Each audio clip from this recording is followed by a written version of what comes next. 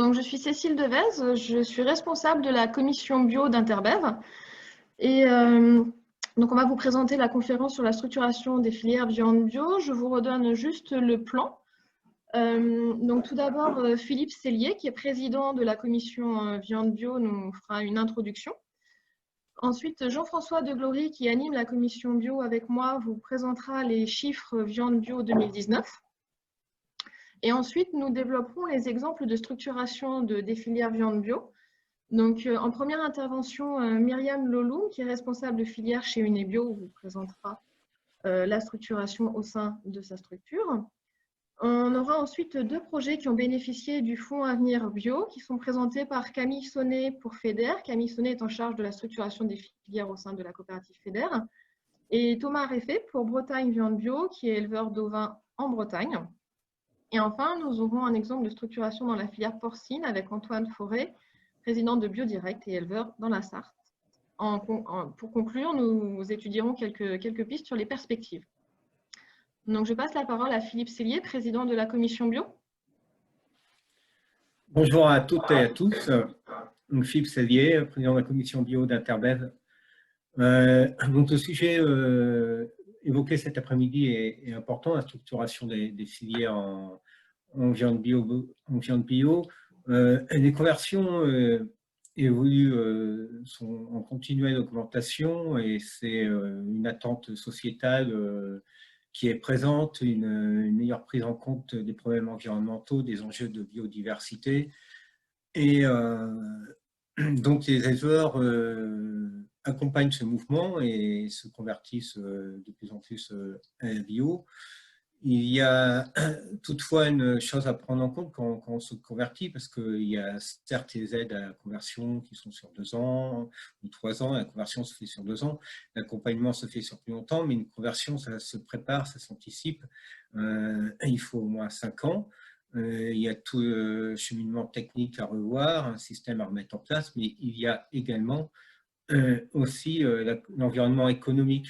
Et donc, quand une conversion se met en place, il faut aussi voir comment va se faire la commercialisation et aller rencontrer l'ensemble des acteurs qui sont sur la bio, chercher si on va faire du circuit court, voir si on fait d'approvisionnement local ou aller à l'encontre des organisations de producteurs qui, eux, travaillent pour une meilleure structuration de cette filière. Donc, cet après-midi, l'ensemble des témoignages vont pouvoir illustrer comment un éleveur met en place une conversion et comment l'ensemble des membres de la filière l'accompagnent pour que ça se passe correctement jusqu'au bout. Voilà, je vous souhaite un bon webinaire et une bonne après-midi. Merci Philippe. Donc, je passe la parole à Jean-François Deglory, animateur de la commission bio pour la partie chiffres viande bio. Bonjour à toutes et tous. Donc, je vais vous présenter quelques chiffres, qui vont s'afficher bientôt. On y arrive. On y arrive. Donc, on va parler de l'importance des conversions. On va parler du marché, de la distribution. On y arrive. Voilà, pardon. Voilà, donc vas-y Cécile, tu peux mettre la première diapo. Voilà l'importance des conversions. Hop, c'est parti. Donc sur l'importance des conversions, là vous avez quelques chiffres 2019 versus 2018 sur les cheptels de vaches laitières. On est à plus 10% avec 243 000 têtes, dont 83 500 conversions. Bah, ça nous fait à peu près un tiers, à 3 fois 24.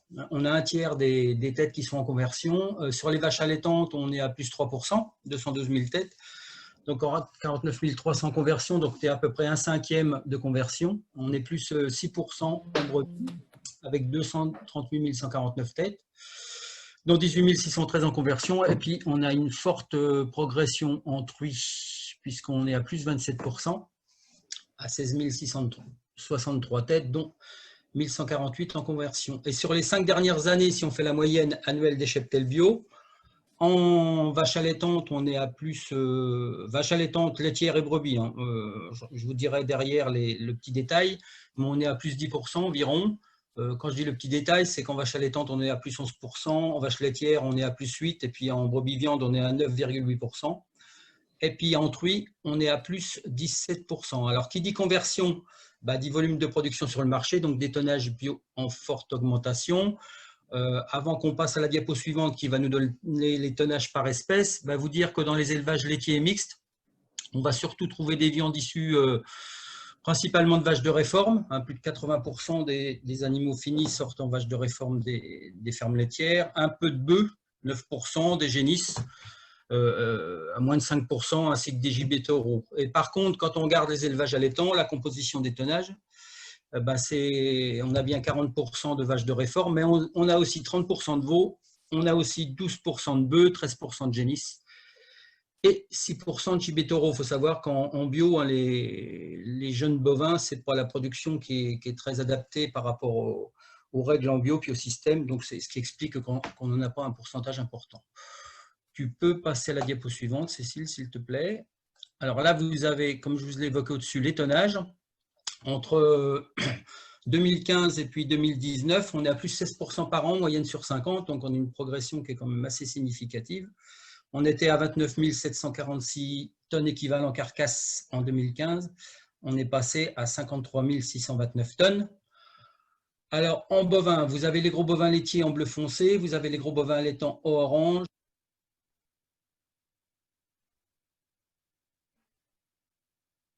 Jean-François, je t'entends plus, moi.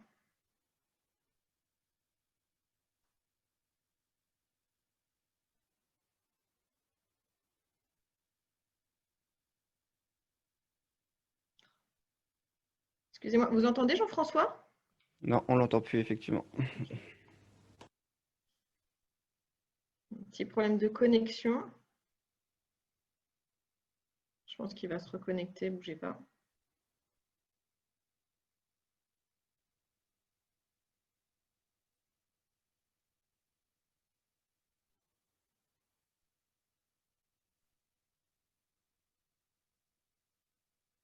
Non, on n'entend pas.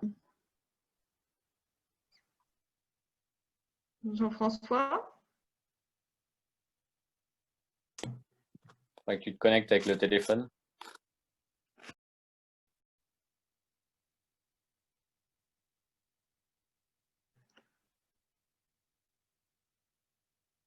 Je suis désolée, on va juste attendre 2 petites secondes que Jean-François revienne. Ça ne devrait pas tarder.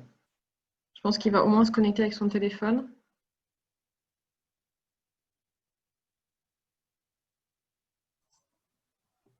Je vais juste l'appeler. Il y a son micro qui est coupé là. Alors, moi, je vois pas. Jean-François, non, il est là. Jean-François, on t'entend pas en fait. On t'entend pas. Pourquoi il est muet?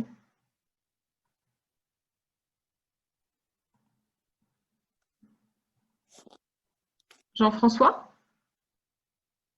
Tu nous entends? Jean-François, est-ce que tu peux te connecter avec un téléphone pour qu'on t'entende?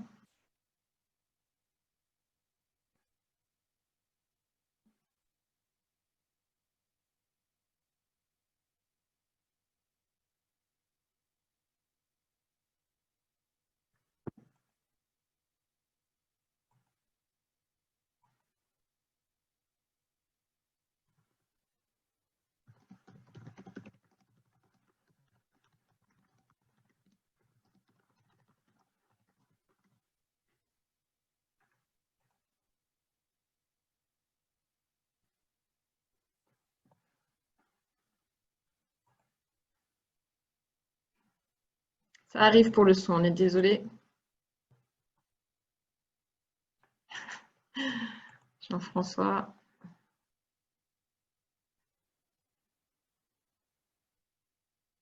Il doit être en train de composer tous les codes.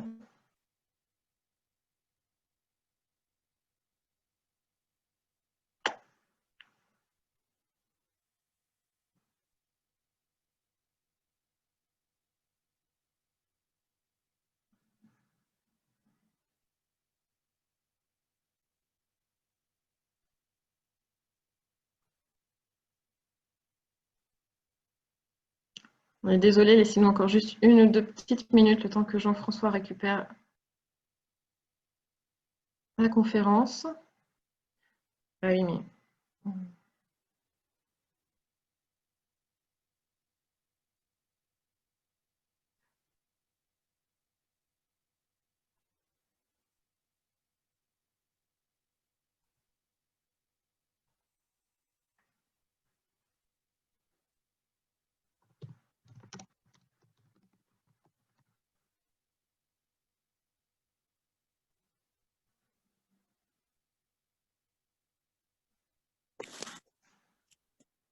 Jean-François? Toujours pas?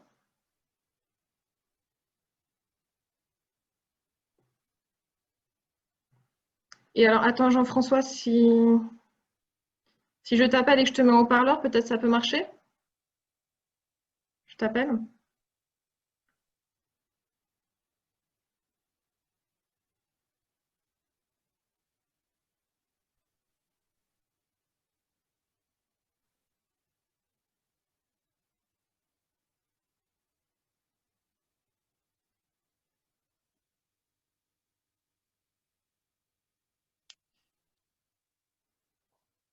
Peut-être qu'il n'a plus de réseau.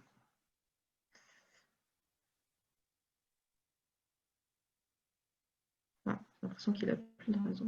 T'as plus de... Bonjour, vous êtes... Jean-François, je tombe sur ton répondeur. C'est pas drôle. Il est plus là.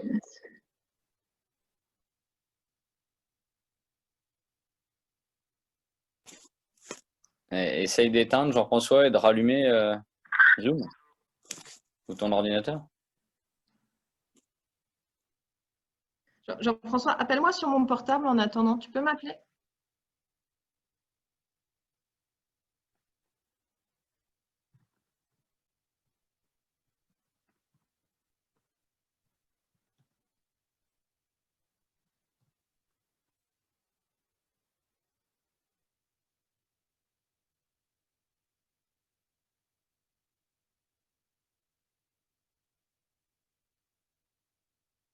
Croisons les doigts. Jean-François? Et là, vous m'entendez? Ah, super. Ne bouge plus. Qu'est-ce qui s'est passé alors? Hop, c'est reparti. Ouais, c'est reparti. Tac, ne bouge plus. Excusez-nous. Ok, c'est bon, je peux y aller? Oui, vas-y. Alors, donc, on était sur les tonnages. Entre 2015 et 2019, je vous donnais les tonnages 29 746 TEC en 2015 et puis 53 629 en 2019. En bovin, on est à plus 70% d'augmentation entre 2015 et 2019. Si on va regarder à l'intérieur, en laitier, on est à plus 59%. Quand en allaitant, on est à plus 76%. Bon, ce qui n'est pas incohérent dans la mesure où les allaitantes, en général, sont plus lourdes que les laitiers.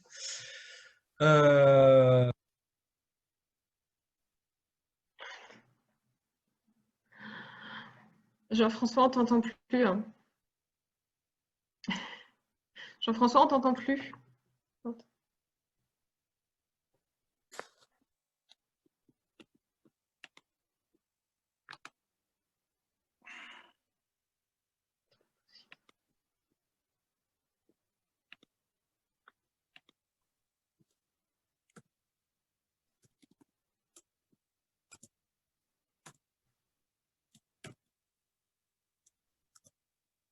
Ça marchait très bien tout à l'heure, on est vraiment désolé.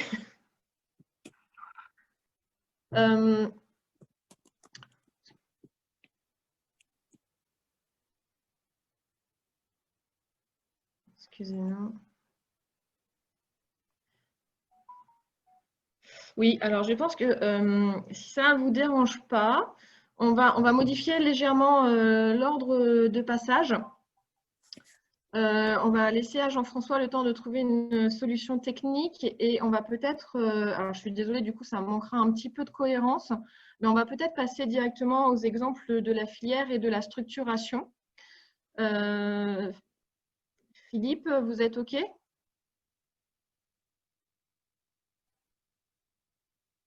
Un peu seul, mais on va dire que Philippe est OK. Oui, oui, je suis, c'est bon, je suis OK, ouais. Ouais, on va passer aux exemples de structuration de la filière et on fera le nécessaire pour que vous puissiez avoir les chiffres tels qu'on avait prévu de vous voulais proposer qui permettrait quand même de planter un peu le décor. Donc, je vais passer la parole à Myriam Loloum, qui est responsable filière chez Unebio, pour qu'on puisse partager le projet Unebio. C'est OK pour toi, Myriam? Bah, si tout se passe bien, j'espère. Donc, pour Jean-François, parce que en gros, l'introduction de François était quand même importante pour planter le décor sur le contexte dans lequel on œuvre aussi en tant que filière structurée. On est dans un contexte quand même assez particulier, comme vous le voyez, avec une forte croissance des volumes depuis un certain nombre d'années. Et ce que Jean-François n'a pas eu le temps de vous présenter, c'est que le marché continue à se développer aussi, mais d'une manière peut-être un peu moins dynamique que les volumes de production. Donc, ce qui pose quand même des problématiques aux filières organisées pour faire face et passer ce cap, justement, entre une disponibilité en animaux bio importante sur un marché qui continue à se développer, mais de manière peut-être un peu moins dynamique. Je vais vous présenter du coup Unebio. On m'a demandé d'intervenir dans ce séminaire pour témoigner d'une structuration de filière, donc aux côtés de FEDER, BVB et Biodirect.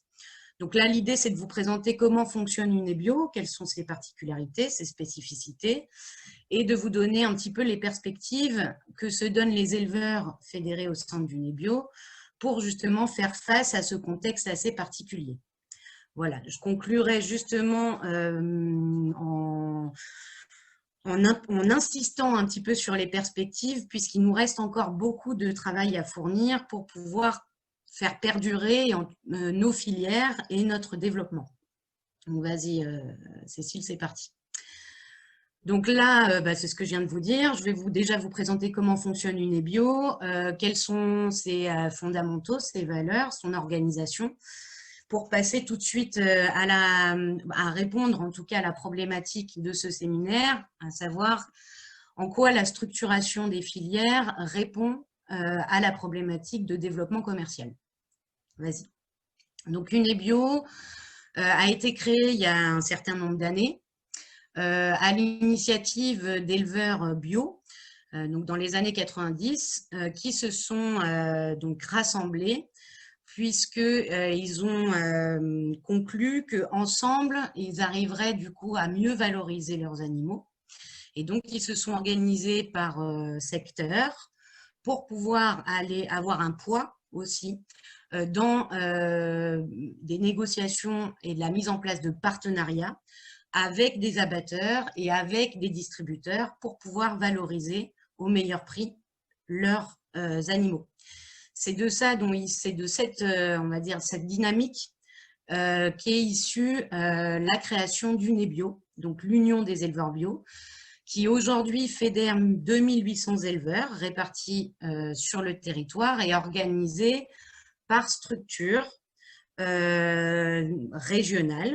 Donc, il y a 6 structures régionales aujourd'hui qui sont principalement des associations d'éleveurs et une union de coopératives 100% bio. Qui ont porté, en tout cas, mutualisé leurs moyens et mis en commun on va dire, du capital dans un outil de commercialisation qui est Unebio.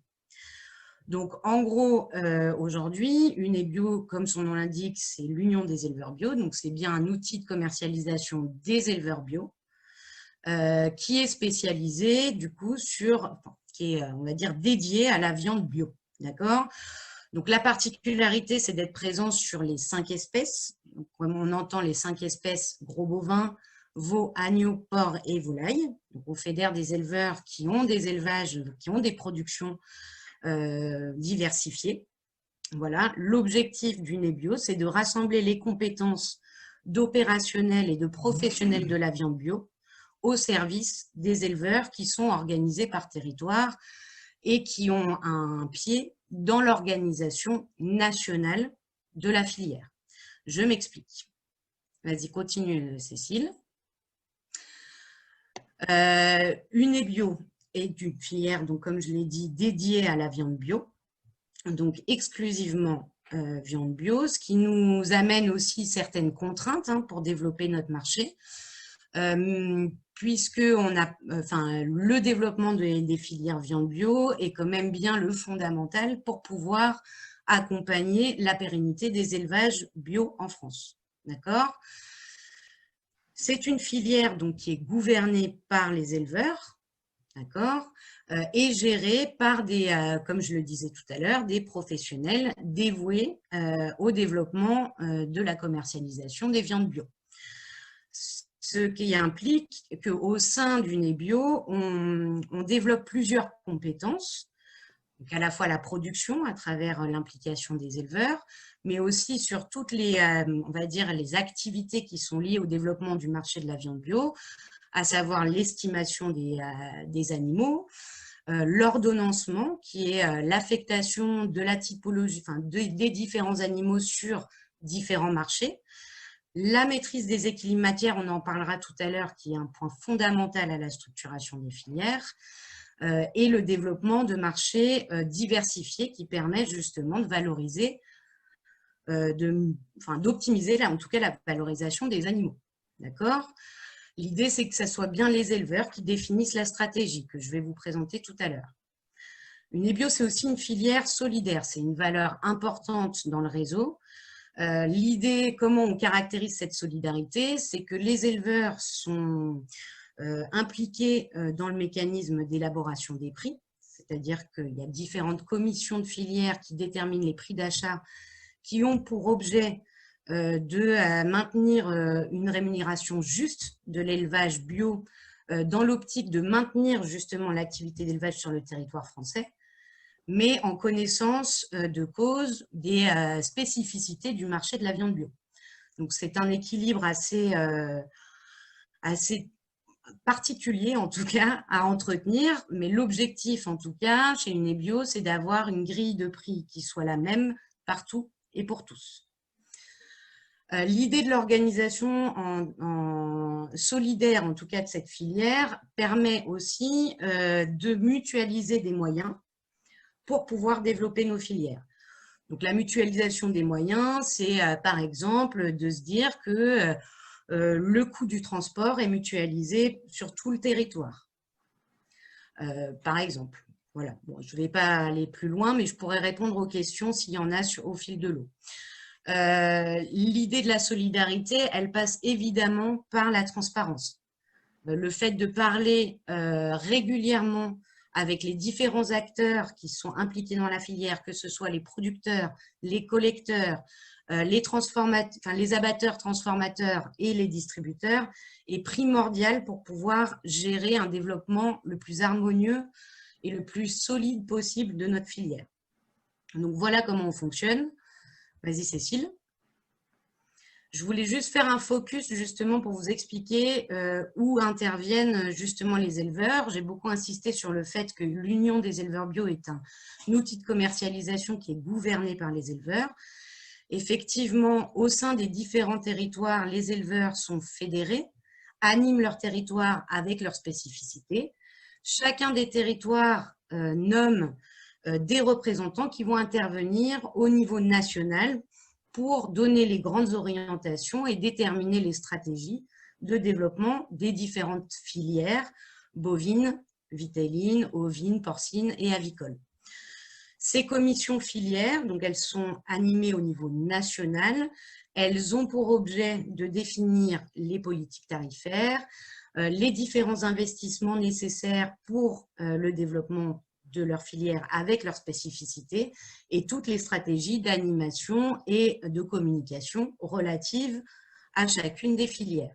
D'accord ? Donc ça, on a 45 éleveurs qui sont impliqués, qui se réunissent très régulièrement pour discuter de tous ces sujets-là. Les éleveurs interviennent aussi au niveau de nos partenaires abatteurs et distributeurs au sein de comités filières qui se réunissent régulièrement aussi pour se concerter justement sur les stratégies de développement de chacune des filières. Puis ensuite, les éleveurs interviennent carrément au sein des magasins et des points de vente pour promouvoir l'organisation de leur filière, leurs spécificités et évidemment leurs produits viande bio. Voilà, toute cette organisation-là est encadrée par un conseil des présidents qui est l'équivalent d'un conseil d'administration dans une société classique. Un conseil stratégique qui réunit justement l'ensemble des éleveurs qui sont mandatés au niveau national et qui se réunissent 1 à 2 fois par an pour valider ensemble la stratégie globale de développement de leur outil. Et un conseil de surveillance qui est aussi composé d'éleveurs qui, lui, a pour objet de veiller au bon fonctionnement de la gouvernance en lien avec les statuts et règlements intérieurs, etc., et qui fait des recommandations pour pouvoir s'assurer justement des fondamentaux de notre filière. D'accord ? On continue, on va rentrer dans le vif du sujet maintenant. Donc, voilà comment fonctionne Unibio. L'idée là, c'est que je voulais vous présenter aussi les 4 piliers d'une organisation de filière, c'est-à-dire d'une filière structurée, ce qui nous permet justement d'avoir une assurance, en tout cas, d'une rémunération la plus juste possible de l'élevage et un développement concerté des viandes bio. Donc, la première chose indispensable pour pouvoir assurer une filière structurée, c'est la planification, c'est-à-dire l'anticipation des volumes à mettre en marché en termes de quantité, mais aussi de qualité. Ce qui permet derrière d'anticiper aussi les actions à mettre en œuvre pour dynamiser le commerce. Le deuxième pilier d'une structuration, d'une filière structurée, c'est d'être en maîtrise de la gestion des équilibres matières. On va dire que c'est le pilier d'une filière qui fonctionne, c'est-à-dire d'avoir la maîtrise justement de l'allocation entre des animaux sur un marché donné et d'être en mesure au niveau collectif de gérer les petits déséquilibres qui sont liés à des aléas de la production et des aléas du marché. Le fait d'être ensemble et structuré nous permet justement de gérer ça et donc du coup de garantir des prix stables à la fois à la production mais aussi au niveau du commerce.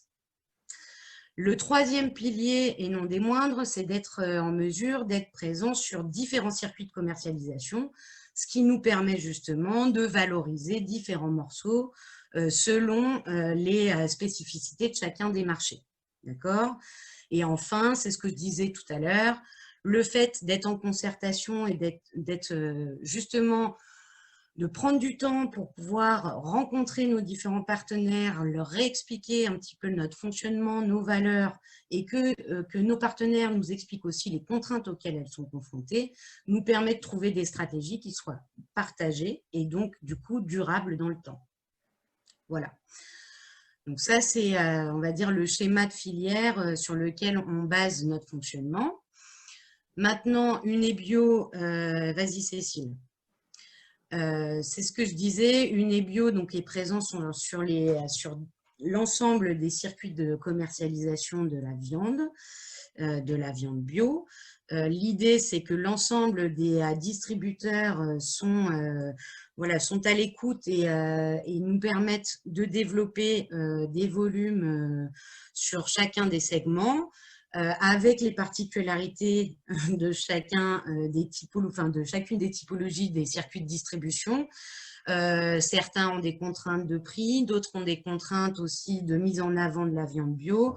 Et on est en mesure justement d'apporter des argumentaires, d'apporter aussi la formation nécessaire aux différentes équipes qui mettent en marché la viande issue des élevages Unibio pour pouvoir justement consolider voire développer les volumes.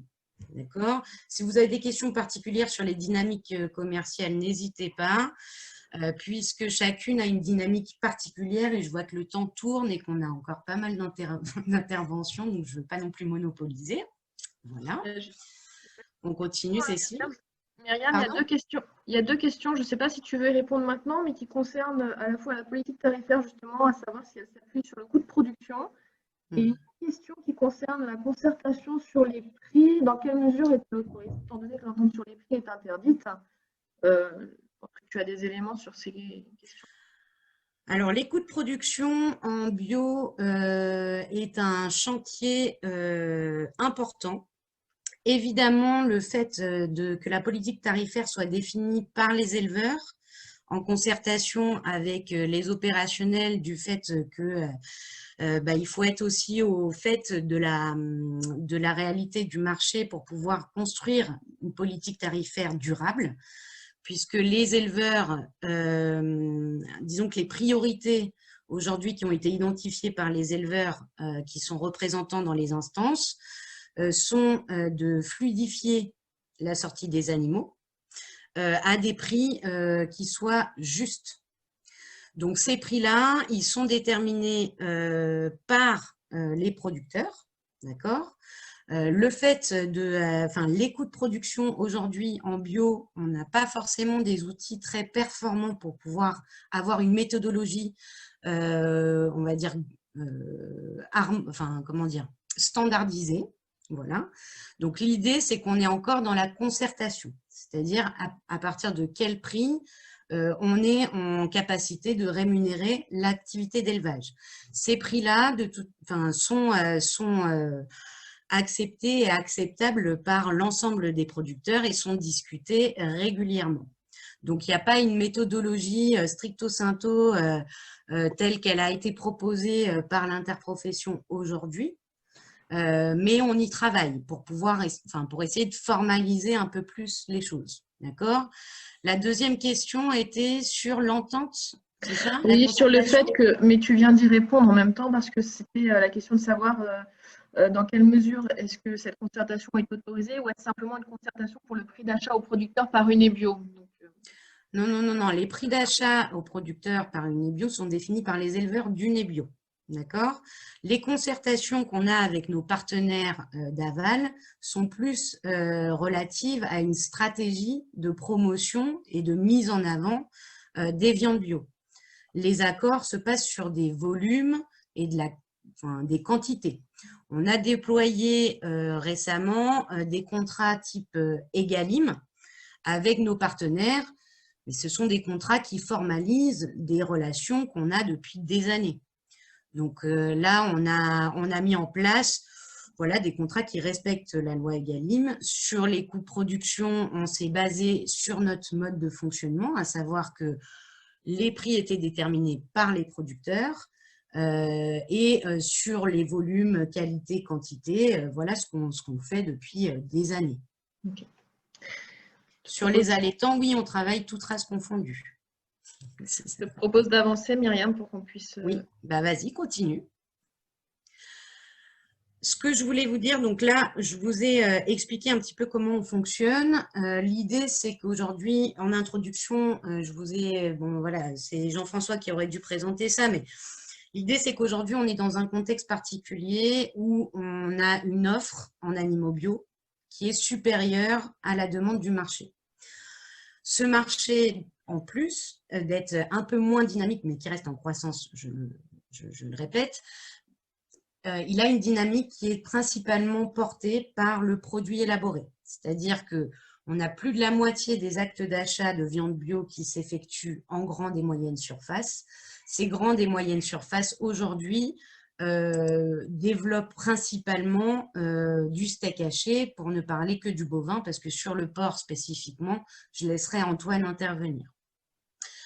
Donc, face à ces constats, les éleveurs, donc dans le cadre des conseils stratégiques et des différentes commissions filières, se sont réunis pour déterminer une stratégie commune qui implique justement de mutualiser des moyens et de développer et d'investir dans le commerce. Puisqu'aujourd'hui, c'est vrai qu'on est dans un contexte globalement baissière, globalement en tout cas peu favorable en tout cas au développement de la consommation de la viande, notamment viande rouge.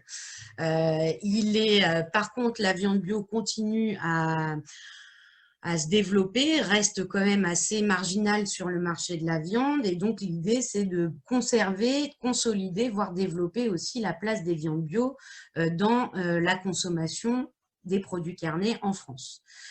Donc, face à ces constats-là, les éleveurs ont déterminé donc 3 axes stratégiques incontournables pour la durabilité de leur filière, à savoir maintenir le prix d'achat en ferme et fluidifier les sorties des animaux, même si on a une offre supérieure à la demande du marché, ce qui signifie que la filière va mutualiser ses moyens pour gérer les excédents et les équilibres matières, ce qui a un coût de plus en plus important. Deuxième axe, c'est de trouver les moyens pour optimiser justement la valorisation des viandes bio et donc minimiser le coût supporté par le collectif pour gérer les excédents et les déséquilibres. Ça passe par l'optimisation des tris en ferme, par la gestion des équilibres matières en développant des circuits de valorisation, notamment des pièces nobles qui aujourd'hui ont du mal à trouver preneur. D'accord ?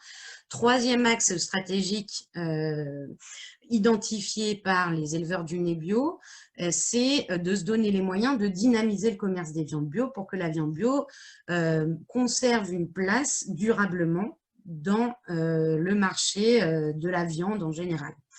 Donc ça, l'idée de dynamiser le commerce, c'est aussi être en capacité de maintenir la valeur ajoutée, défendre et promouvoir aussi les spécificités de l'élevage bio, de la viande bio et des filières 100% bio. D'accord ? Donc, premier acte, en tout cas sur cet axe stratégique, c'était justement, je vous en ai parlé tout à l'heure, de développer la contractualisation qui formalise en fait une organisation qu'on a depuis des années.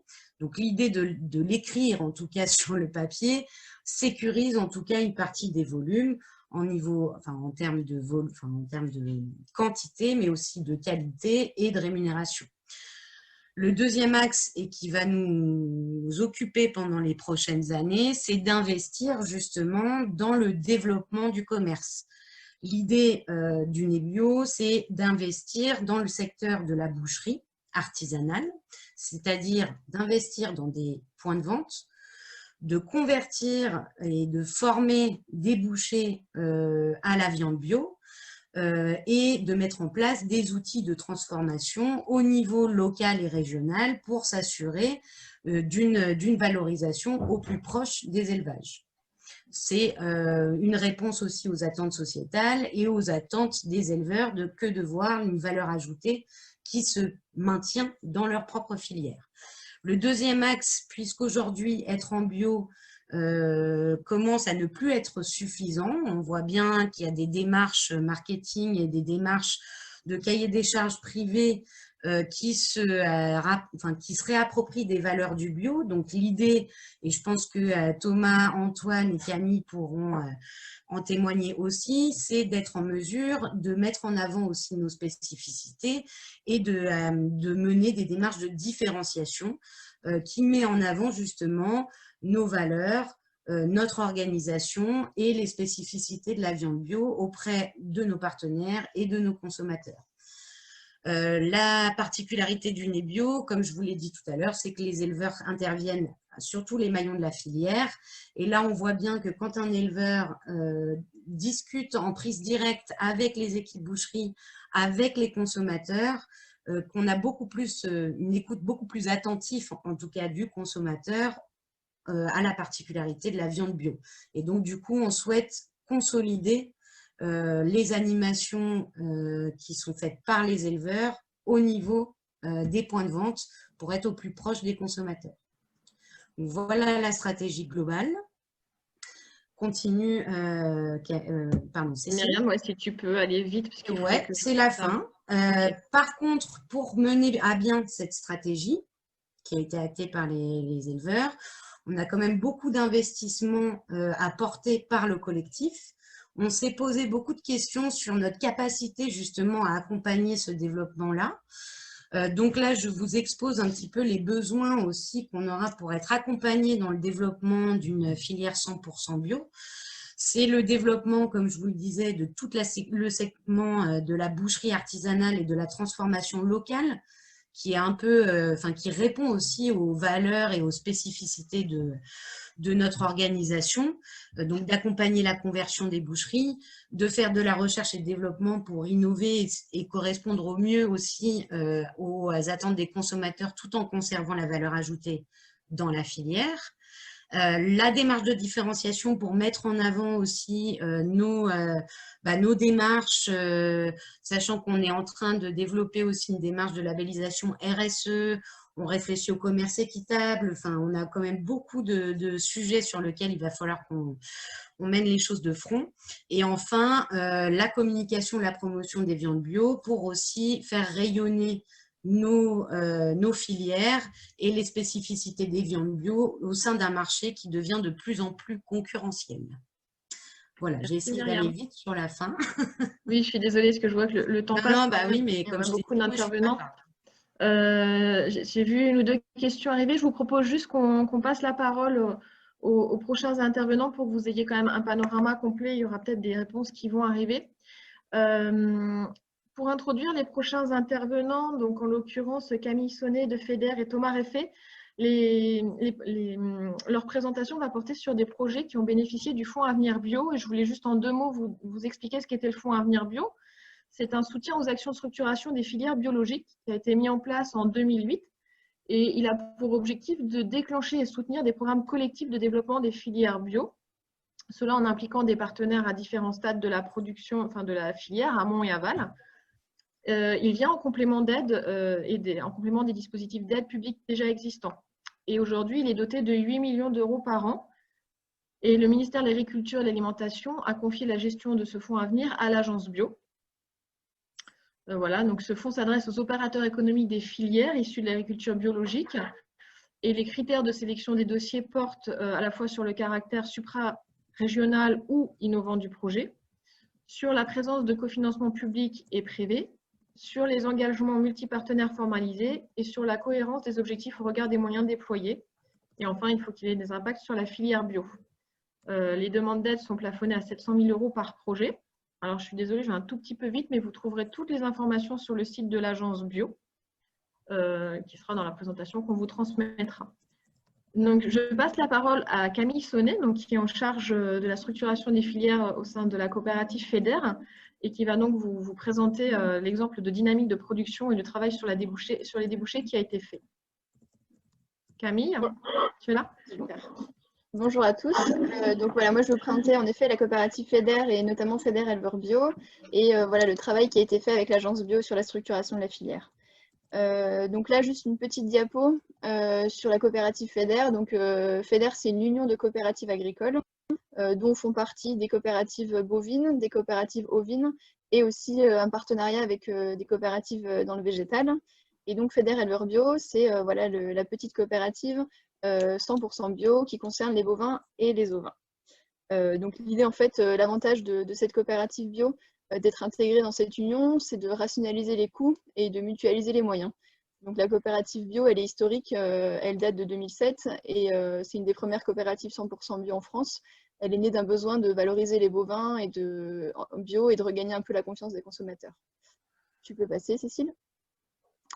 Donc FEDER Éleveurs Bio, c'est une coopérative qui a été reconnue organisation de producteurs en agriculture biologique. Son activité, c'est la mise en marché de bovins et d'ovins bio dans la filière longue, dans les circuits courts et aussi en vente directe avec l'atelier de découpe, dont on parlera plus tard. Il y a aussi une activité d'appui technique, donc tant sur le conseil sanitaire, ration, aménagement bâtiment, gamme bio, etc. Sur des formations aussi qui sont organisées pour les éleveurs bio.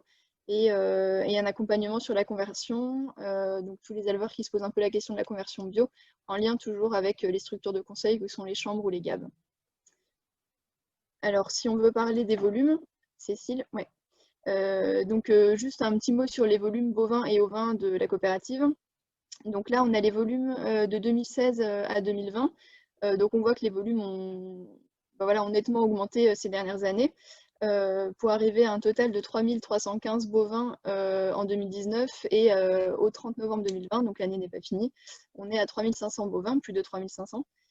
Et donc ce qui est important à noter, donc voilà, c'est à la fois l'augmentation des volumes, mais aussi l'augmentation de la part d'engraissement. Donc ça c'est important, nos éleveurs ont tendance à engraisser plus leurs animaux. On verra quelles mesures on a mis en place pour ça. Et puis, donc, diapo suivante, on parle plutôt des volumes ovins. Donc là, pareil, une légère augmentation au début, et puis là, on est sur une stagnation.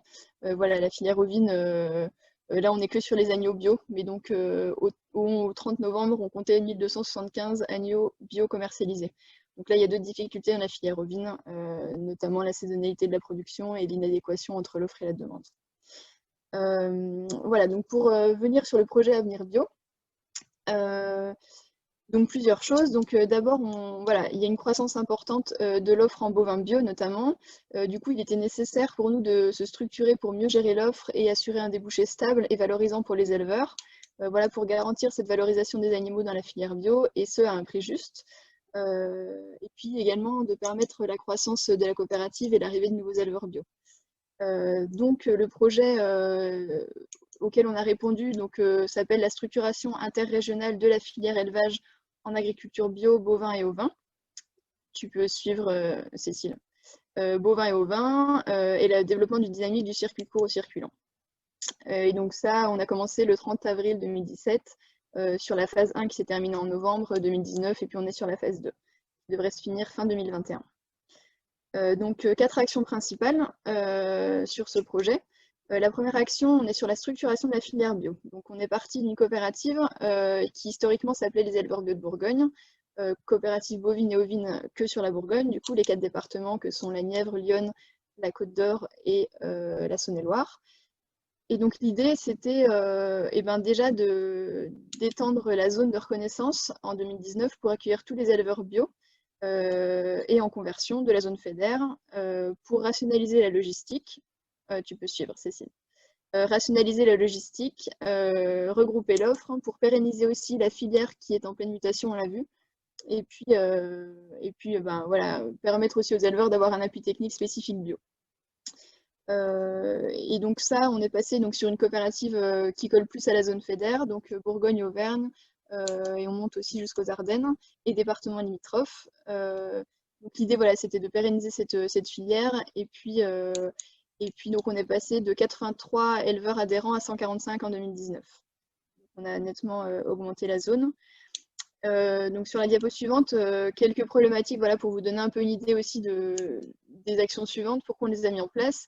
Donc dans la COP, on avait une difficulté pour avoir un approvisionnement régulier en quantité et en qualité des bovins.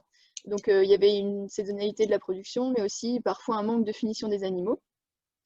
Il était nécessaire aussi de conforter les débouchés avec les fortes périodes de conversion. Donc on voyait bien qu'il y avait beaucoup d'animaux qui allaient arriver. Les prix étaient aléatoires selon la période, ça suivait l'offre et la demande. On avait un délai d'attente important pour la découpe dans notre atelier de découpe, on le verra. Et puis il y avait très peu de valorisation pour les bovins mâles et pour les bovins maigres.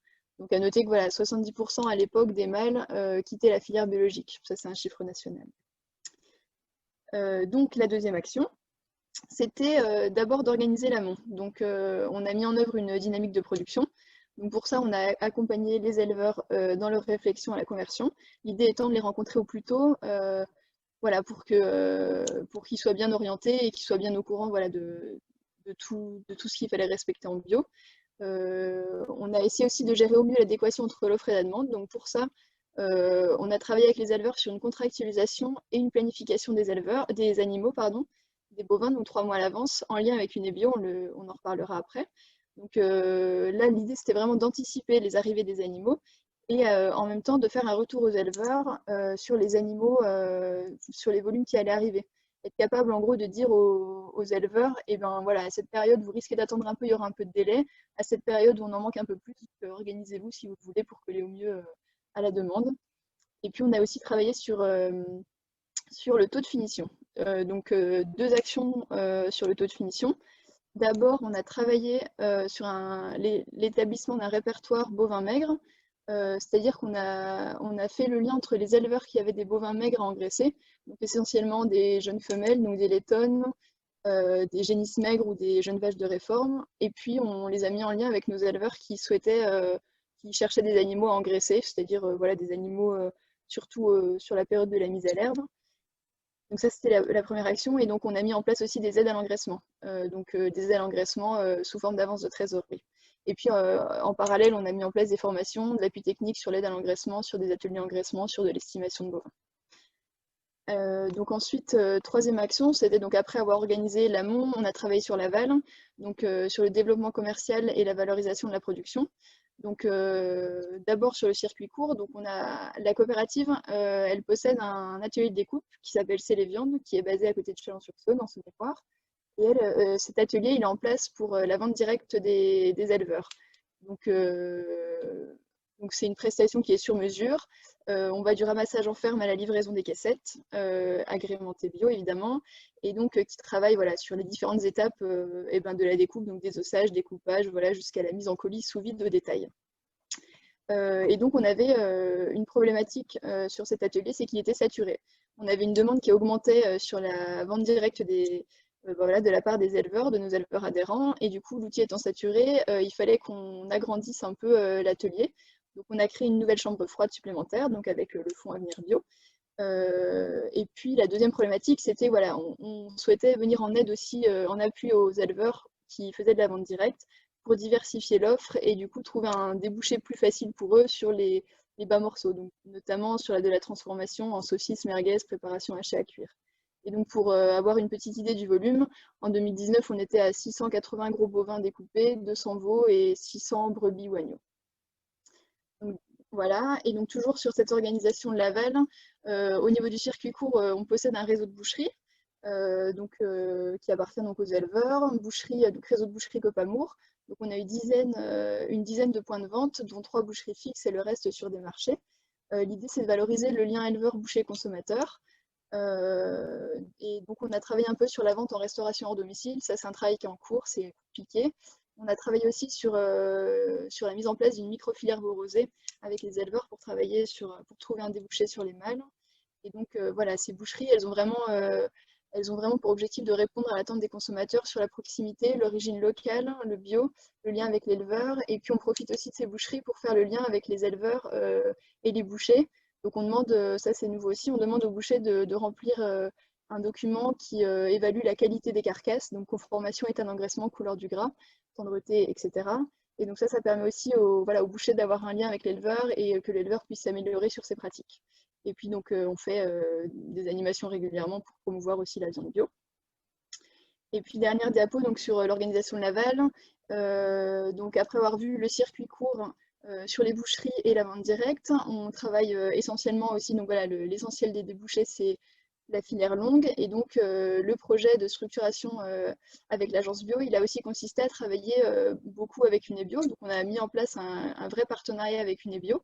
Et donc l'idée, c'était de rationaliser le travail de chacun et d'optimiser la logistique. Donc globalement, la coopérative Fédère Éleveur Bio s'est basée sur l'amont, donc c'est-à-dire sur l'achat des animaux, la collecte jusqu'à l'abattoir, et donc Unebio sur la valorisation des viandes bio.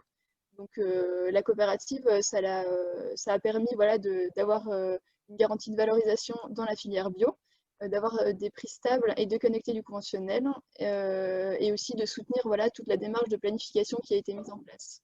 Et puis en parallèle, donc Myriam en a pas parlé, mais Unebio a mis en place pas mal de choses, notamment des contrats C2 pour soutenir les éleveurs en conversion, des contrats BE aussi pour valoriser un peu mieux les mâles.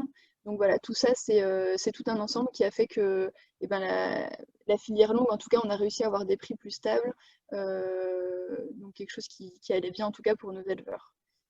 Concernant la filière ovine, c'est un peu plus compliqué, il reste encore du travail à faire parce que voilà, on a une grosse inadéquation entre l'offre et la demande, mais on avance en concertation avec les éleveurs et notamment par la planification des ovins. Et dernière action, donc c'était, voilà, ça c'est l'action un peu transversale, c'est la sensibilisation et la formation à la bio. Donc là, c'est passé par la sensibilisation des équipes FEDER, d'abord les techniciens et les commerciaux. Donc là, voilà, on a sensibilisé notre personnel quelque part qui n'est pas spécifique bio à la production bio, à la planification, à l'estimation des bovins, aussi aux différences entre le conventionnel et le bio, notamment vis-à-vis de la qualité, de la saisonnalité. On a aussi sensibilisé nos bouchers qui sont un véritable lien avec les consommateurs. Voilà, l'idée c'était aussi de leur montrer qu'on ne pouvait pas avoir la même qualité forcément, enfin en tout cas c'était différent entre le conventionnel et le bio. Donc Donc, bien insister voilà, sur la qualité de la viande qui pouvait être différente, mais aussi sur toutes les aménités de la bio, notamment la contribution de l'élevage bio, les atouts de la bio, voilà. Et puis, on a évidemment, comme on l'a dit, voilà, accompagner les éleveurs bio sur la conversion et son questionnement, sur les modalités du cahier des charges et sur la filière bio en général. Et voilà, tout ça en lien avec les organismes de conseil, diapo suivante. Et du coup, voilà, via des formations régulièrement sur l'estimation carcasse, engraissement. Donc voilà, les organismes de conseil que sont les chambres et les GAB, que sont Bio-Bourgogne et Interbio-Franche-Comté chez nous. Ok. Merci Camille. On n'a pas de questions encore. N'hésitez pas à en mettre sur le fil. Du coup, je passe la parole à Thomas Réfé de Bretagne Viande Bio. Thomas, tu es là? Super. Oui, c'est bon. C'est bon, tu vois ta Oui, présentation. bonjour. Ouais, je vois. Thomas Réfé, donc je suis président de Bretagne Viande Bio. Donc, vas-y, tu peux passer. Donc là, l'histoire de Bretagne Viande Bio, c'est quoi? Eh bien, en fait, c'est la création d'une filière en tant que telle, puisque il y a 30 ans, des bouchers, des transformateurs et des éleveurs se sont associés pour travailler ensemble. C'était le début de la bio. Le salarié de Bretagne Viande Bio à l'époque avait pour objectif en fait de travailler sur l'optimisation du transport, de vérifier que l'abattoir était le plus proche des éleveurs et de gérer le transport carcasse pour livrer les boucheries. Un peu plus tard, donc au début c'était une association, un peu plus tard on s'est créé en SICA, en statut coopératif, avec un collège éleveur, je crois que je leur détaillerai plus tard, et un collège boucherie et transformateur. Tu peux passer. Donc rapidement, donc les fondements de BVB, c'est quoi? C'est développer l'agriculture biologique sur le territoire. Donc aujourd'hui, on est Bretagne, Normandie, Pays de Loire, avec une obligation en fait d'avoir des fermes à taille humaine qui ont de l'autonomie alimentaire, du lien au sol, et le but c'est d'accueillir un maximum de projets en accord avec ces principes. Donc partager également équitablement la valeur ajoutée produite. On est membre fondateur là depuis cette année du nouveau label Bio Commerce Équitable, créé en partenariat avec une vingtaine de groupements Biocoop et Éthicable. Notre objectif, c'est également de travailler, d'avancer avec d'autres structures. Donc aujourd'hui, on travaille notamment sur la filière porc avec BioDirect, on en parlera après, sur les bovins, les agneaux avec Prévert. Et nos clients, on va dire historiques, on retrouve nos viandes dans les magasins Biocoop, Biomonde, Carverne, des boucheries indépendantes. Et notre transformateur pour les produits élaborés qui est Montfort Viande, basé au Faouët. Tu peux passer. Voilà, donc la gouvernance, donc aujourd'hui, il y a environ 375 éleveurs adhérents, une quinzaine de bouchers, transformateurs, donc qui se retrouvent en assemblée générale, qui valident en fait un projet politique. De là est élu un conseil d'administration. Aujourd'hui, on est 12 éleveurs et 3 bouchers transformateurs qui vont travailler ensemble le projet stratégique de la structure en lien avec des commissions. Alors les commissions, c'est par production. Donc aujourd'hui, BVB fait donc du bovin, du veau, de l'ovin, du lapin et une filière vache laitière. Et on a également donc une commission boucherie où là, à la même table se retrouvent les bouchers, les transformateurs et on discute ensemble des prix, de la qualité, des contrats qu'on doit mettre en place pour développer la filière et essayer d'avoir la meilleure adéquation entre l'offre et la demande. Et donc, on a un bureau qui est composé de 8 membres aujourd'hui, qui est pour cette année essentiellement des éleveurs. Tu peux passer, ça tu peux passer aussi. C'était globalement donc une croissance comme pour tout le monde qui évolue, Aujourd'hui, ce qui nous caractérise, donc une ligne de conduite claire, lisibilité, confiance dans nos partenaires. Notre stratégie est menée depuis 30 ans en accord avec les évolutions sociétales actuelles, donc on estime qu'on est dans le ton. On a un réseau d'éleveurs qui est structuré aujourd'hui, qui est suivi par une équipe de 8 techniciens présents sur l'ensemble du périmètre que j'ai cité tout à l'heure.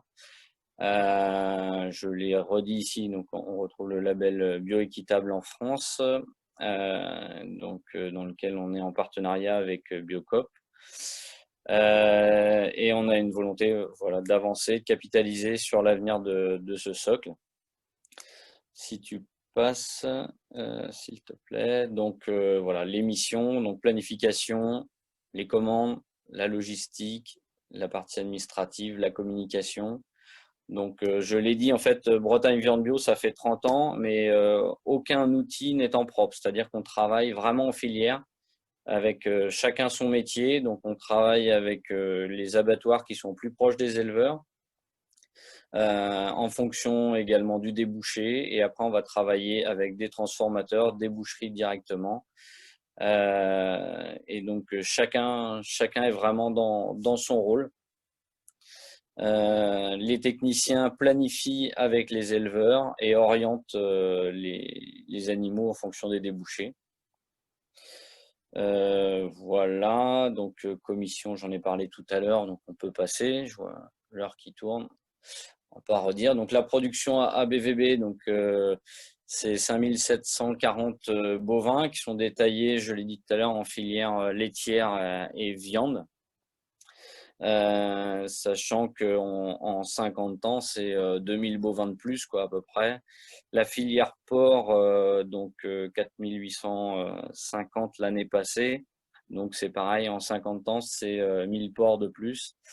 Très forte augmentation qui est sur la filière porc une spécificité par rapport à BVB, c'est qu'on est sur des tailles d'élevage très très modestes, c'est-à-dire que nos éleveurs ont entre 6 et 10 truies, quoi, en moyenne.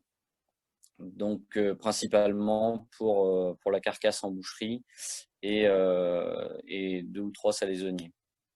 La filière veau, donc là c'est que des veaux de lait. Précédemment on parlait des veaux rosés, c'est une filière qu'on n'a pas aujourd'hui à BVB.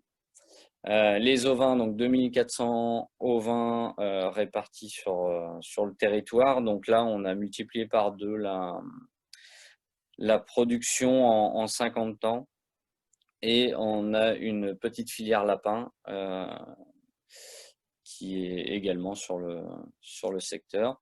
Donc, par rapport à ce que disait Cécile tout à l'heure sur le fonds Avenir Bio, on avait déposé un dossier par rapport à l'équilibre matière et la saisonnalité de toutes ces productions-là.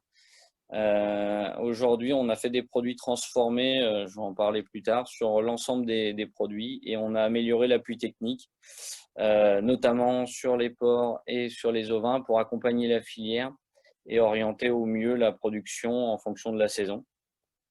Comme on l'a dit tout à l'heure, il y a une problématique de saisonnalité, et donc on doit l'anticiper au maximum pour valoriser au mieux les carcasses. Tu peux passer. Donc effectivement, il manque une diapo. Donc ça doit être celle que je te disais qui était masquée. Sur la gamme de plats préparés de terrine qu'on a mis en place avec le fonds Avenir Bio il y a 2 ans de ça. Donc là, on a recréé un partenariat avec un conseiller culinaire, un transformateur et puis un réseau de magasins également. Et on a fabriqué donc des terrines à base d'agneau, des terrines à base de porc et de lapin pour gérer la saisonnalité dans ces productions-là. Donc effectivement, comme on le disait précédemment, là, souvent on est en inadéquation entre l'offre. Ah voilà, merci Cécile. Entre l'offre et la demande, donc ouais, elle est repartie. Bon, elle veut pas se démasquer. Donc on a créé une gamme de terrines qui s'appelle Gaspard Fourchette, qu'on retrouve dans les magasins spécialisés, épiceries fines, autres coopératives de producteurs. Donc là, c'était de mettre autour de la table, encore une fois, les compétences de chacun pour arriver à trouver une solution pour nos agneaux qui étaient abondants à l'automne et puis on n'en avait pas beaucoup à Pâques. Donc plutôt que de les congeler sans savoir quoi en faire, donc on a mis en place une gamme de terrines d'agneaux qui était pas connue localement. Les lapins, c'est pareil, c'est des pics d'arrivée de lapins, donc il n'y a pas forcément toujours le débouché en face, même si aujourd'hui c'est moins vrai. Donc on s'est retrouvé à faire des rillettes et des pâtés de lapin bio qui étaient absents en fait sur le marché. Et après on a une partie pour les bovins, produits élaborés plus classiques en steak haché, puisque comme disait Myriam tout à l'heure, c'est aujourd'hui le produit qui se développe le plus, donc où il y a le moins de problématiques. Donc voilà, donc sur les porcs, pour revenir aux porcs, on travaille également avec Biodirect qui nous fait la prestation de découpe pour les bouchers qui veulent du réapro et Montfort Viande pour le bœuf. Merci Thomas, merci pour la transition du coup. Voilà. Et on peut passer la parole à Antoine Forêt de Biodirect pour la partie porc. Antoine, es-tu par là? Oui. Moi, je vais brancher ma caméra. Je te laisse te présenter. Oui, donc bonjour à tous. Donc Antoine Forêt, moi je suis président du groupement Biodirect. Je suis producteur de porc dans la Sarthe, en GEC avec mon épouse, sur 160 hectares. Donc on a un troupeau de 60 truies et on est naisseur-engraisseur. Et j'ai aussi un troupeau de vaches allaitantes à côté, en race limousine, avec une 60aine de mères aussi. Voilà, donc je vais vous présenter la filière Biodirect. Donc Biodirect, on est le premier groupement de porc bio en France. Donc on représente aujourd'hui à peu près 35% du marché et on fait 52 000 porcs par an. Enfin, c'est ce qu'on va avoir fait sur l'année 2020 chez Biodirect. Ouais, tu peux défiler parce que les chiffres sont après. Voilà. Donc alors l'histoire de Biodirect, nous, ça s'est commencé à se créer en 98. Voilà, il y avait 5-6 producteurs qui ne trouvaient pas de débouchés pour leur porc, donc ils se sont organisés commercialement parlant. Et donc en 2008, une dizaine d'années après, ils ont créé le groupement Biodirect. Donc là, ils ont fédéré très très rapidement une quarantaine de producteurs, donc ce qui leur a permis d'avancer à vitesse grand V. Et en 2009, avec l'association, enfin voilà, il y avait le regroupement de la commercialisation qui se faisait avec Biocop en grande partie pour leur porc bio. Donc ils ont décidé de reprendre une salaison, donc en 2009, qui est la salaison SBV, dans laquelle nous sommes associés avec Biocop et qui produit aujourd'hui tout ce qui est produit de charcuterie à la marque Ensemble et qui est passé maintenant Paysans Associés, quoi. Donc ça, c'est la marque de distributeur Biocop pour laquelle on travaille. Donc voilà, comme l'expérience de rachat de la première salaison était plutôt fructueux, en 2012, les producteurs de Biodirect ont remis le couvert, donc on a racheté un deuxième site de transformation, voilà, qui transforme aussi une partie des porcs de Biodirect. En 2017, on a énormément travaillé, voilà, sur les gammes sel sans nitrite. On a cherché tout ce qui était innovation de packaging. Enfin voilà, on a voulu se démarquer pour proposer une offre un petit peu plus, on va dire, en lien avec ce qu'attend le consommateur bio. Voilà, et voilà. Et en 2018, donc Biodirect a repris la totalité du commerce de ces viandes qui jusqu'alors était fait en partie avec un prestataire avec lequel on était associé. Donc maintenant, toutes les viandes sont recommercialisées directement par Biodirect. Voilà, on peut avancer. Donc là, on a mis une petite carte pour que vous puissiez visualiser un petit peu où se trouvent les producteurs de Biodirect. Les deux petits carrés orange, c'est là où se situent nos deux salaisons, et le petit point rouge, c'est l'abattoir qui fait tous nos porcs en prestation. Donc les chiffres, je vous les ai donnés au début, là, 52 000 porcs par an pour 35%. On représente 35% de la production française. C'est bon. Ouais, un peu la même chose, on visualise un peu mieux les producteurs. On peut avancer. Alors, les engagements de Biodirect. Nous, Biodirect, aujourd'hui, c'est un groupement où l'ensemble des fermes est 100% bio. On a voulu aussi garder des tailles d'élevage qu'on considère à taille humaine. Donc là-dessus, on avait notre cahier des charges, on va dire, interne à Biodirect, où on limitait la taille des fermes. Alors, on est limité à 200 truies par exploitation et 2500 charcutiers. Il faut savoir que la taille moyenne des fermes chez Biodirect aujourd'hui, c'est plutôt autour de 60 truies.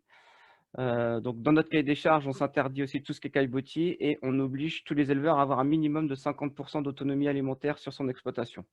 Tout ça toujours pour être cohérent et avoir ce lien au sol et que les producteurs du groupement ne puissent pas être tributaires non plus des firmes d'aliments à plus de 50%.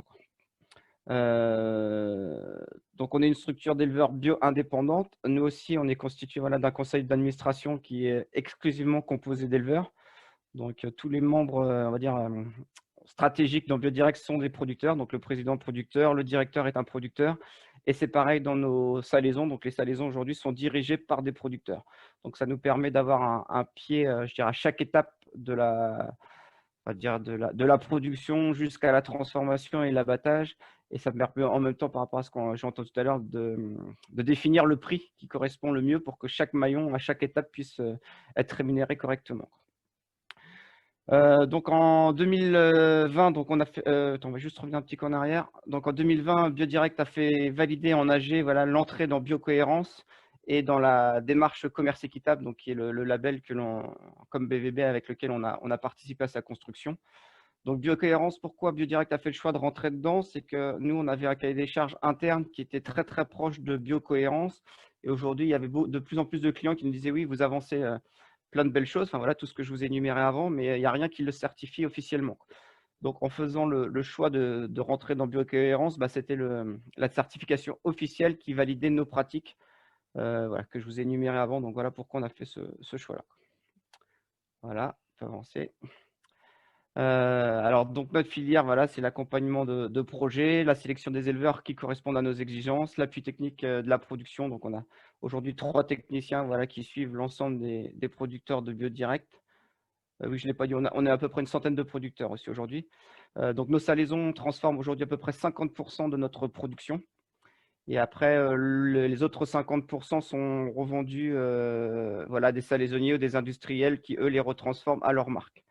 Après, les principales marques avec qui, enfin, magasins et distributeurs avec qui on travaille, donc il y a Biocop, je l'ai déjà dit, on travaille aussi également avec Vitafrais, on travaille aussi avec Système U, et voilà, après, c'est plus des industriels ou des salaisonniers qui revendent après à leur propre marque.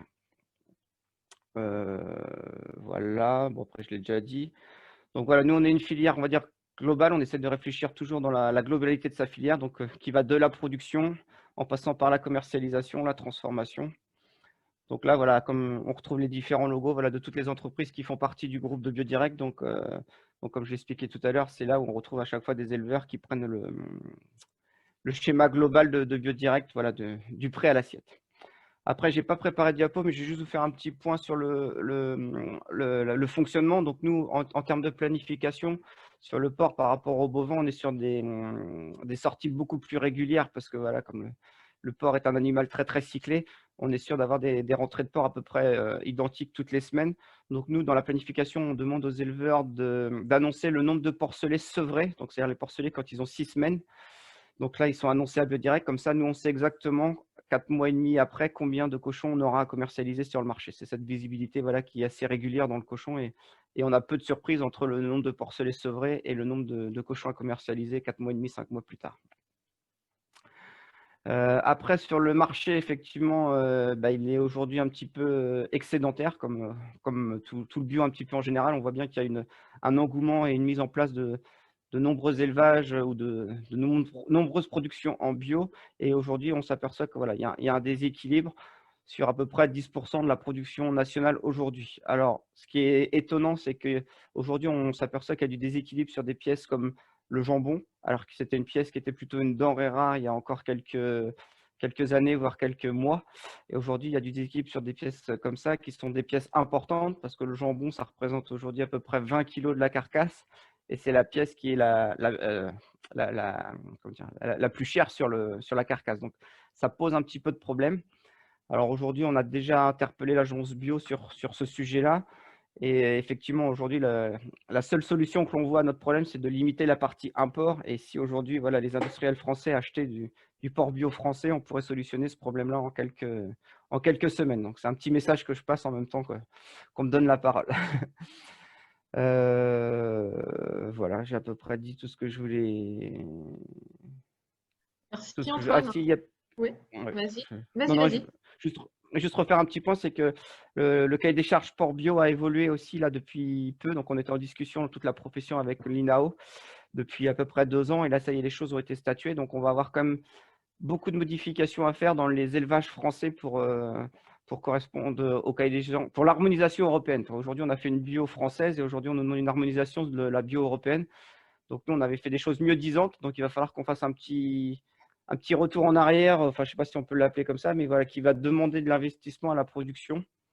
Donc, voilà, quasiment la totalité des producteurs de porc bio vont avoir quand même des travaux des travaux qui vont avoir un impact financier sur leurs exploitations sur les 5 ans à venir. Donc, ça, c'est aussi des choses qu'il faut tenir compte demain dans l'évolution du prix et de l'offre qu'il va y avoir sur le marché en termes de développement de production. Voilà.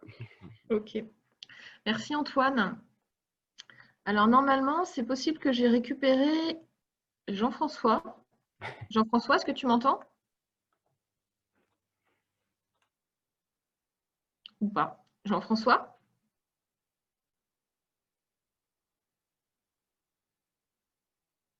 Tu as retiré ton... Tu as ouvert ton micro, Jean-François? Je vois que ton micro est coupé.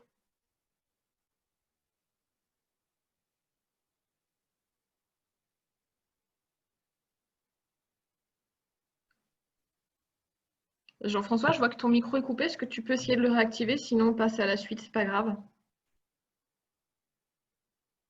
Ok, j'insiste pas. On vous enverra la présentation et vous aurez... Jean-François? Ouais, je suis là. Ah, ça y est. Ah j'ai retrouvé Jean-François.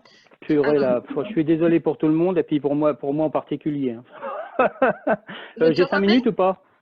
Il reste quelques minutes. Alors, je t'ai remis sur la diapo plus 16%. La diapo, le pourcentage des tonnages? Oui. Ouais, j'étais en train de dire en fait qu'au niveau allaitant, il y avait une progression plus linéaire à partir de 2016, alors que sur les laitiers, avec l'histoire des 3/4 de la vie en bio, c'était plus fort depuis 2017. Hein, il fallait le temps pour que les animaux soient finis en bio pour qu'ils soient commercialisés en bio. Pour les porcs, on vient d'en parler de ce que disait Antoine, on a une grosse progression. Après 2017, vous voyez, c'est assez linéaire à 2015 à 2017, et puis je ne vous referai pas le détail de ce qu'a dit Antoine, en fait, qu'on se retrouve avec une production qui est un peu décalée par rapport à l'évolution du marché. Et puis, on peut noter aussi qu'on a une progression sur le veau, la courbe en gris, hein, qui est à peu près au même rythme que celui du bovin allaitant, même si les volumes sont moindres, puisqu'on est sur du veau. Tu peux passer à la diapo suivante? Sur la consommation. Sur la diapo suivante, sur la consommation, plus 13%. La consommation des produits bio, sur les 11,9 milliards là, en 2019 du bio en général, ça a progressé de 13%. La viande, on voit qu'elle a progressé à peu près au même rythme. Mais ça reste quand même au niveau de la viande bio, dans le produit bio, une part pas très importante, puisqu'on voit en dessous là, avec le graphe que la viande bio, ça pèse 10% sur le marché des produits bio, mais le 10%, on pourrait dire que c'est pas mal. Par contre, dedans, il y a la volaille. C'est-à-dire que si on enlève la volaille, et puis si on enlève la restauration collective, quand on regarde à côté, les 11 milliards et des brouettes qui sont au haut du graphe, là à droite, et puis si on enlève la volaille, on n'est plus qu'à 7% de la part des viandes de bovins, agneaux et porcs et charcuteries dans l'ensemble du bio. Tu peux passer à la suivante? Je suis sur la suivante. Sur la consommation des viandes bovines, ovines et porcines, on voit que c'est les viandes bovines qui représentent 50% du CA, les 401 millions, là, la courbe bleue. Après, on a la charcuterie qui représente 178 millions, 22%. 19% pour la viande porcine, 148 millions, et 9% la viande d'agneau, 72 millions. Voilà, on avance. Sur les circuits de distribution, je pense que ça avait une question qui avait été posée. On voit que c'est quand même en bleu la GMS qui pèse le plus, quoi. Hein, sur les 53 629 tonnes, il y en a 56% en GMS.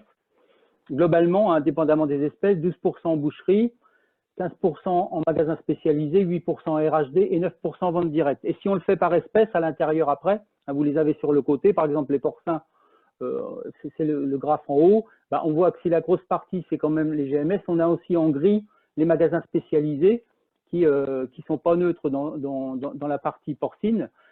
Si on prend après sur la partie gros bovin allaitant, toujours la GMS évidemment, mais vous voyez en orange, on a la boucherie aussi qui valorise les animaux de race bouchère, donc ils pèsent aussi. Et puis il y a les rayons trad dans les magasins spécialisés qui font en gris. on voit que la part est pas négligeable non plus. Si on regarde les gros bovins laitiers, c'est principalement le steak haché, donc on le retrouve pas mal en grande distribution. Myriam en a parlé tout à l'heure. Et si on regarde le veau, c'est principalement de la vente directe en boule et 908 tonnes, là, en bleu clair. Et puis vous avez aussi la boucherie artisanale en orange, qui est quand même d'une manière importante, représente aussi une bonne valorisation, un peu de circuit de valorisation pour le veau. Et vas-y, on continue. En résumé des chiffres, ça a déjà été dit par ailleurs, c'est l'importance des conversions et c'est la visibilité pour anticiper le marché. Je pense que le message il a été passé à plusieurs reprises. On a des volumes de production qui pèsent encore peu sur le marché des viandes en France. Ça veut dire qu'en fait, même si, comme disait Antoine, on a peut-être un décalage là, entre l'offre et puis le besoin du marché, faut se dire qu'avec ce qu'on représente aujourd'hui, on a de belles années devant nous, des perspectives de développement, avec une diversité de la distribution des viandes bio. Et puis, si j'avais pas déconné au début avec mon micro, et bien derrière cette présentation, des filières qui sont là pour trouver des solutions. Et je pense que là, vous avez eu tous les exemples qu'il faut pour ça. Et derrière, Cécile, on va passer la parole au président pour les perspectives. Eh bien, tout à fait. Je te remercie, Jean-François, pour… J'ai fait ce que j'ai pu. Désolé pour toutes et tous. Pour la transition, et en effet, je vais passer la parole au président pour les perspectives. Donc, on a des viandes bio qui représentent un peu moins de 5% du marché, mais un marché qui évolue. Président, je vous laisse reprendre la main. Je vous mets sur la diapo. J'arrive. Je vais remettre la vidéo. Voilà. Donc, pour conclure cet après-midi, comme Cécile a dit, les viandes, c'est 5%, c'est 5% du marché de la viande. Et depuis 10 ans, on est sur une part de marché au niveau de la production on a 15% à 20% de conversion en progression tous les ans depuis 10 ans, et la consommation qui est à peu près similaire. On a une vraie difficulté, c'est l'équilibre entre les deux, et ça se fait généralement en dents de scie, donc c'est pas du tout évident. Aujourd'hui, on est dans une phase de déséquilibre, et puis on a une conjoncture à cause de la pandémie qui fait qu'avec la restauration hors domicile qui est en berne, c'est plutôt le clair-obscur, et sur la reprise, on ne sait pas comment cela va évoluer, et on ne peut pas dire dans le mar de café pour voir si 2021 on va sortir de ça ou ça va être en 2022. Donc, on a vraiment des incertitudes à court terme par rapport à la RHD. Mais voilà, ça va être difficile pour la filière bio. Et donc, il faut continuer à travailler sur la structuration, et tous les exemples cités cet après-midi ont bien vu l'importance avec les organismes de producteurs, qui soient en OP, en coopérative, etc., de travailler sur la structuration et d'anticiper avec les éleveurs la commercialisation. Donc, il y a vraiment un travail là-dessus, et je pense qu'en premier lieu, il faut appuyer les éleveurs en conversion. Je l'ai dit tout à l'heure en introduction, il faut appuyer les éleveurs en conversion, mais pas que sur le plan technique, sur le plan commercialisation, et les aider à choisir sur leur mode de commercialisation, qu'il soit, il n'y a pas de problème là-dessus, que ce soit en circuit court, que ce soit sur une approche locale ou avec une filière longue. Il faut vraiment que dans la phase de conversion, on les accompagne plus que c'est fait aujourd'hui. Il faut qu'on continue aussi à travailler avec la distribution. La distribution, ça va du grossiste au boucher, en passant par les circuits spécialisés, la grande distribution, et tout ce qui vous a été présenté dans les différents modes de commercialisation. Il y a vraiment encore, et c'est ce que va faire ce que va faire la commission bio d'Interbev, c'est continuer à développer les relations et travailler là-dessus. Et puis, il faut surtout, les perspectives, pour moi, ils sont surtout liés aux desiderata des consommateurs. C'est-à-dire que leurs attentes, il faut prendre en compte leurs attentes, il faut être capable d'innover. La commission bio, elle a mis en place, et ça va être relancé bientôt, les trophées de l'innovation. Ça permet de proposer des nouveaux produits. Il faut bien sûr communiquer. Et il y a énormément de travail de communication qui est fait. Je pense qu'on va pouvoir continuer et peut-être cibler plus un public jeune en allant sur les communications, sur les réseaux sociaux. Et je pense que ça va être des choses qu'on va essayer de mettre en place dans les années à venir. Parce qu'il faut aller draguer les consommateurs. Il faut draguer les consommateurs pour mettre en avant toutes les qualités de la viande bio. Alors, il y a évidemment sa qualité gustative, mais il y a les autres qualités qu'il faut pointer, qui sont les qualités environnementales.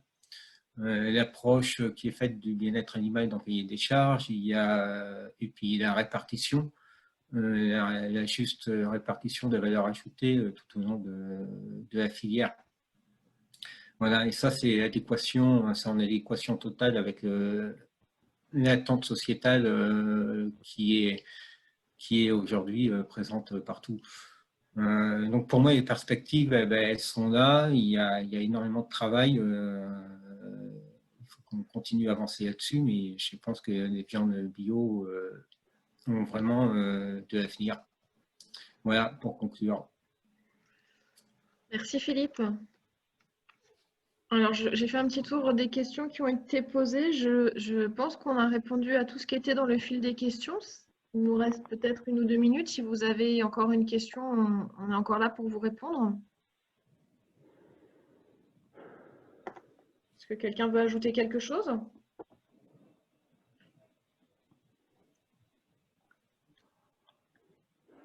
Donc, le webinaire sera disponible en replay sur le site salonbio.fr. On pourra également vous faire parvenir les présentations.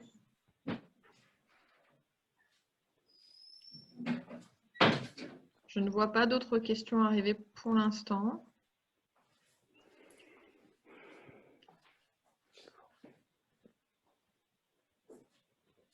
Il y avait une question sur la commission bio Interbev va-t-elle renforcer la communication face à une offre de viande bio plus importante? Ouais, ce que je disais tout à l'heure, voilà. Il y a un travail permanent sur la communication. C'est bien l'objectif. Sur toutes les cibles, que ce soit auprès des professionnels, des consommateurs, il y a un travail qui se fait et qui va être renforcé pour permettre de répondre à cette attente sur la connaissance de la viande bio.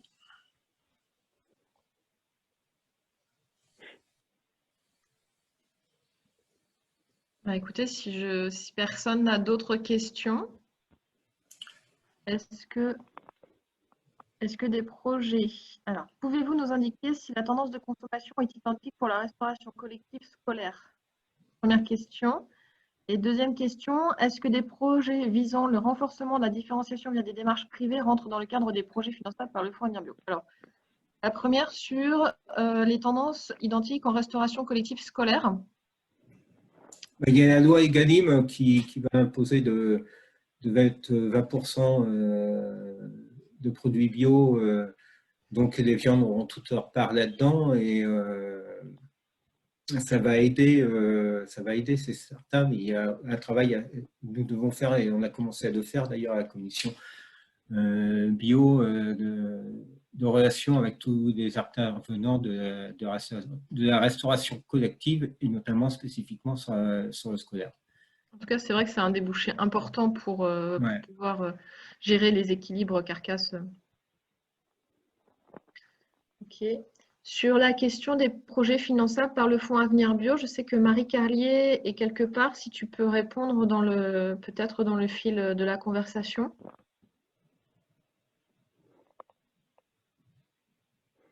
Elle est peut-être partie. Mais alors sinon...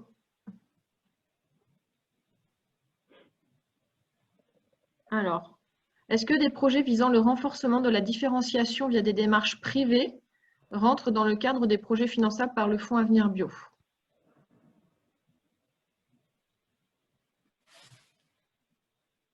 Mais sinon, pour la personne qui a posé cette question, je pense que le plus simple, c'est peut-être d'aller sur le site qu'on a indiqué tout à l'heure de l'agence bio pour pouvoir joindre les personnes qui s'en occupent et du coup poser directement la question.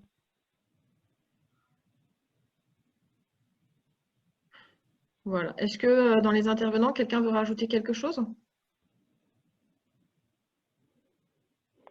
Juste sur la restauration collective, effectivement, la commission bio d'Interbev accompagne le rapprochement et on va dire les échanges avec les professionnels de la restauration. C'est on va dire un circuit assez particulier, hein. L'idée, c'est qu'on travaille à travers la commission bio d'Interbev pour faire aussi évoluer les choses et les consciences sur la capacité de nos filières, j'entends, là je parle au niveau du collectif, de pouvoir répondre aux appels d'offres de la restauration collective, à eux aussi de s'organiser pour faire évoluer un petit peu leur âme et conscience et d'inscrire aussi dans les appels d'offres des choses qui soient envisageables pour nous, filières, qui sommes organisées pour y répondre. Voilà. Je ne vais peut-être pas rentrer trop dans les détails. Je pense que Thomas et Antoine peuvent témoigner aussi, peut-être Camille, mais vous êtes moins sur la restauration. Il est vrai que les choses évoluent, la loi Egalim nous aide beaucoup. Après, on est encore sur des problématiques de prix, et puis les menus végétariens, une fois par semaine, ne nous aident pas trop non plus. Ok.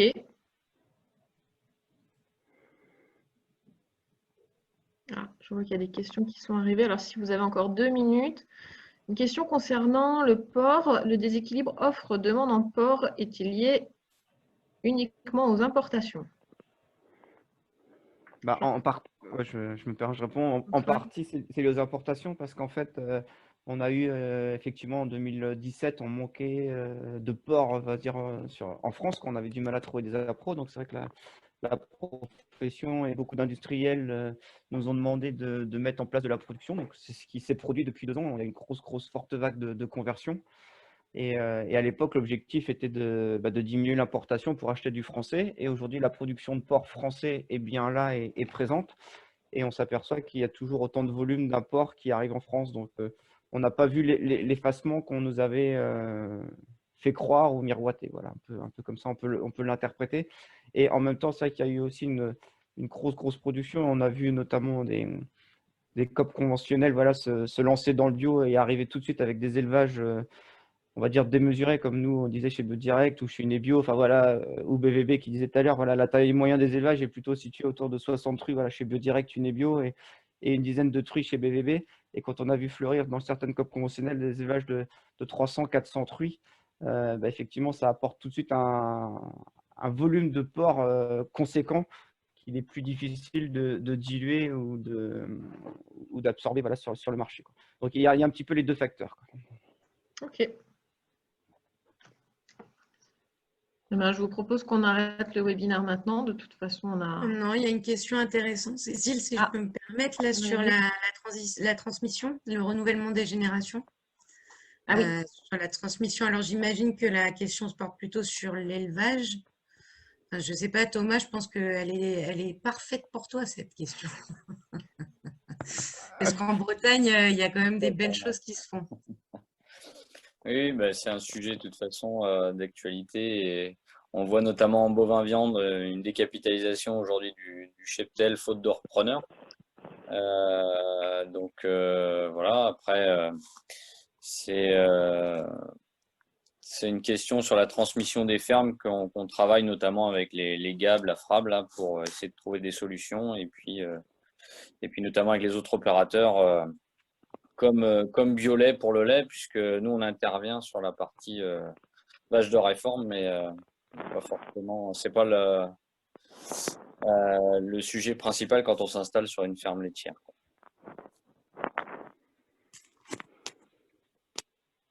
Ouais, si je peux ajouter, donc c'est vrai que c'est un groupe de travail assez dynamique sur la Bretagne. L'objectif, ça serait de pouvoir multiplier ce genre d'approche aussi sur les autres territoires, parce que là, la FRAB a très bien travaillé en termes de communication pour essayer de susciter les vocations, parce que dans la transmission, on a plusieurs problématiques. C'est le manque d'attractivité du métier qu'il faut remettre au goût du jour, c'est pas évident. Et puis aussi des problématiques financières, de passer une ferme bio voilà, des cédants, c'est pas forcément une mécanique qui se fait toute seule. Donc, besoin d'accompagnement, besoin aussi d'accompagnement financier, d'accompagnement technique. Donc, il y a tout ça à travailler et on en est bien conscient. Et c'est vrai que ça, c'est… on considère qu'il y a un tiers des élevages, en tout cas en bovin, dont les associés vont arriver à la retraite dans les 5 ans à venir. C'est une réelle problématique.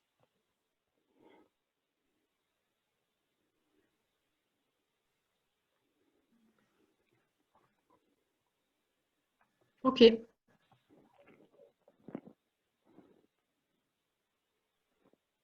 Bon, écoutez, je pense que ça y est, on a fait un peu le tour des questions qui pouvaient être posées, enfin qui ont été posées en tout cas. On est quand même très content d'avoir pu faire cette conférence, même si les conditions ne sont pas celles qu'on aurait aimé et que ça a été un peu difficile. Mais on espère que vous avez trouvé des éléments de réponse. Voilà, puis sachez que si vous avez besoin, vous pouvez toujours poser des questions à la commission bio d'Interbev. On transmettra, on trouvera les éléments pour vous répondre. Donc, s'il n'y a pas d'autres questions, je pense qu'on peut mettre fin au webinaire.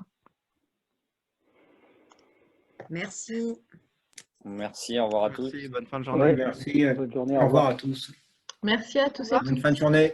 Au revoir.